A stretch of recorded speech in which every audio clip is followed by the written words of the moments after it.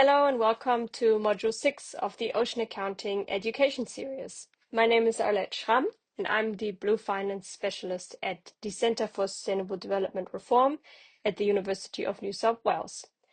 Before we dive into this really exciting topic, I want to acknowledge that today's presentation is a simplified introduction to what are genuinely complex topics. So ocean finance and natural capital accounting each have their own deep technical literature, and we're going to move through those concepts today quite quickly. So the goal here is to give you a framework for understanding how these fields connect, not to cover every nuance of it. So you should just think of this as a starting point for further exploration. And with that caveat in mind, let's explore how ocean accounts can transform ocean finance by providing the standardized data infrastructure that investors and policymakers need. Okay, let me outline what you will take away from this specific module. First, you will understand how standardization can unlock investment and mobilize capital. When data is comparable and follows international standards, it strengthens stakeholder confidence, and confidence is the currency of finance. Second, we will explore how evidence-based planning and modeling can prevent or reduce both ecological and financial losses. Better data means better decision-making, and better decisions mean avoiding costly mistakes. Third, you will see how ocean accounts can address siloed approaches by providing a common language. Right now, ecologists, economists, and financiers often talk past each other. Ocean accounts offer an opportunity to create a shared vocabulary. This module today runs for approximately 30 minutes across 30 slides. I want to start with a foundational question now. Why does ocean finance need better data, and how do ocean accounts provide it? Let's explore that in the next slides. Here's the current challenge we face in ocean finance. The first barrier is financial friction, which manifests as high transaction costs. Every deal requires extensive due diligence, custom data collection, and bespoke risk assessment. This makes small and medium deals economically unviable. The second challenge is that proving environmental outcomes through MRV, so monitoring, reporting, and verification, is technically demanding and expensive. Investors want proof that their money is delivering results, but that proof is pretty hard to generate. Third, data standards must be investor grade. And by that we mean that academic research quality isn't the same as investment grade data. Investors need data that's auditable, defensible, and comparable. So what's the ocean accounts solution, you might ask yourself? Better data can compress costs across the investment cycle, but only if it is comparable and standardized. And critically, the data must be auditable. This is where ocean accounts present an opportunity. I'm sure you have seen this diagram before. This diagram shows the architecture of ocean accounts, how they integrate environmental assets, economic flows, and governance into a coherent framework. On the left, we have the environmental assets, the stocks of natural capital, such as coral reefs, mangroves, and seagrasses. In the center, we see the flows, what goes from the environment to the economy, natural inputs and ecosystem services, and what comes back, residuals like waste and emissions. On the right, we have the economy, the financial and non-financial assets, and the supply and use of goods and services. At the bottom, governance connects to everything because decision-making processes shape both environmental outcomes and economic activity. This integrated view is what makes ocean accounts a powerful opportunity for finance. I want to explain to you where ocean accounts sit in the broader accounting landscape. At layer 1, that you can see on the left side, both the private and public sectors produce financial reports. That includes balance sheets, income statements, and cash flow statements. These are the basics of financial accounting. For the public sector on the right side, these feed into layer 2, the system of national accounts, the macroeconomic framework that gives us GDP and other national statistics. Layer 3 is where SEA, the System of Environmental Economic Accounting, and ocean accounts come in. They contextualize the economic data with environmental information. But here's the critical gap. The private sector, as you can see on the left side, only recognizes assets it controls. It doesn't account for public benefits or environmental dependencies. This creates a significant blind spot and an opportunity for ocean accounts to fill. We are now seeing frameworks that emerge to bridge this gap that we have just discussed.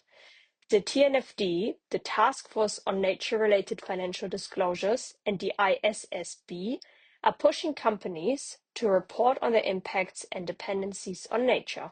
This creates an opportunity for ocean accounts to become essential infrastructure. They can provide the standardized data that companies need to fulfill these disclosure requirements. Without a robust public data infrastructure, every company would need to build their own, which is inefficient and leads to incomparable results. Ocean accounts offer an opportunity to solve this collectively. You might ask yourself, what makes ocean accounts credible for finance? I want to explain to you 4 building blocks that the accounts are built on. First, they're based on international statistical standards, the same standards that underpin GDP and trade statistics. Second, they use internationally agreed concepts, definitions, and classifications. A hectare of mangrove means the same thing in Indonesia as it does in Brazil. Third, they enable verifiable and robust baseline establishment. You can't measure progress without a credible starting point. Fourth, valuation is aligned with critical financial logic. The monetary values use the same approaches that economists and financiers recognize. You ask yourself what the result is. Well, data becomes credible, it becomes comparable and reliable, the 3 things that investors demand. This is the opportunity that ocean accounts present. And to understand why ocean accounts matter for finance, we also need to understand the different perspectives of the public and the private sectors. The public sector, on the left side, which consists of governments, national statistical offices, multilateral agencies, is focused on accountability to citizens, macroeconomic analysis, and social welfare. For them, natural capital is a foundational, non-replaceable asset that constitutes national wealth. The private sector, on the other hand, corporations, institutional investors, and banks, is mainly focused on profitability, risk-adjusted returns, and enterprise value.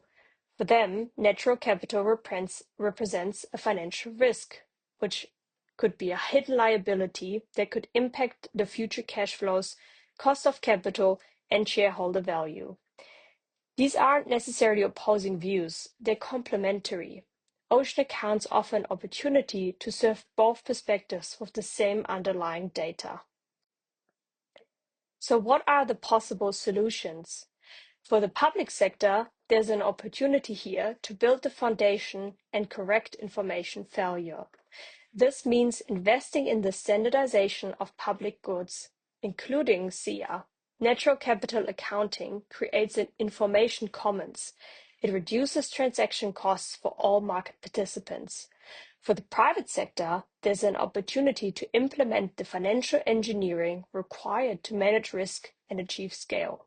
This means shifting from a grant-seeking mindset to an asset origination mindset, designing projects from inception to generate revenue, and establishing specialized aggregator entities to bundle standardized projects into investable portfolios. This slide here captures the partnership model and the opportunity it presents.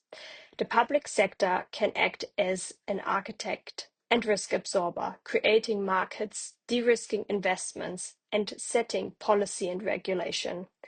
The private sector can act as capital mobilizer and innovation driver, allocating the necessary capital, structuring financial products, and innovating new instruments. In the middle sits the information commons, SEA and ocean accounts, enabling both sides to work together effectively. This shared information infrastructure creates an opportunity for synchronization that doesn't currently exist. In this next part, let us get a bit more specific about how ocean accounts data translates into financial relevance. Again, this is a more of a simplified view of complex technical material, but it illustrates the core opportunities that we can see. The foundation of ocean accounts is measuring the physical stock of natural capital, what we call an asset register. Asset extent captures the total area or volume of specific ecosystem types. That includes mangroves, seagrasses, coral reefs measured in hectares. Financially, this tracks the asset base. It helps us to assess physical risk and serves as the baseline for measuring additionality, which is crucial for mechanisms such as carbon credits and other conservation finance mechanisms. The asset condition, on the other side, captures metrics like coral coverage from satellite data or seagrass density. Financially, a drop in coral coverage becomes an auditable trigger, which means that we can translate ecological degradation into a monetary loss that investors can price and insurers can underwrite. This presents an opportunity to make natural assets legible to financial markets. The flow accounts, on the other hand, measure the movement of residuals. This includes pollutants, waste, and energy from economic units back into the ocean environment. The primary purpose is to make the economic externalities of degradation visible. This data is financially material because it translates ecological harm into a financial risk through three main pathways. The first one is invisible costs and inflated profits. Companies externalizing pollution costs may see profit margins look very different once those costs become visible. The second one is indicator for transition risk, which means industries with high residual flows face regulatory market risk as policies tighten. This creates an opportunity for early movers. The third one is fulfilling mandated disclosure requirements. The TNFD and ISSB both require companies to disclose impacts. Flow accounts offer an opportunity to provide this data systematically. The TNFD is a very interesting example when we're looking at the adaptability of the accounts data, because ocean accounts data aligns directly with the TNFD frameworks, focus on dependencies, impacts, risks, and opportunities, which is also often called DIROS in short. For dependencies, we measure reliance on nature for inputs, the volume of natural resources abstracted or harvested, and ecosystem service provision. Financially, this reveals the extent to which a business depends on free, diminishing public goods like clean water or stable climate conditions. This provides us with a crucial insight into potential effects on future cash flows, access to finance, and cost of capital. Understanding these dependencies creates an opportunity for better risk management and strategic planning. Let me break down the risk categories for you. We have the physical risks, which come from the degradation of natural assets. These include acute risks, such as event-driven, like from floods or storm surges worsened by mangrove loss, and chronic risks, which refers to the gradual decline, like water scarcity or fish stock depletion. Then we have the transition risks coming from societal, regulatory, and economic responses to nature degradation. These include policy and legal risks like new taxes or anti-pollution laws, market and reputational risks as consumers shift away from nature-negative products, and technological changes as nature-positive innovations emerge. Ocean accounts present an opportunity here to quantify and monitor all of these risks categories systematically. And that was Module 6. Thank you so much for completing Module 6, Ocean Accounts for Finance. I want to return to where we started. This has been a simplified introduction to complex topics.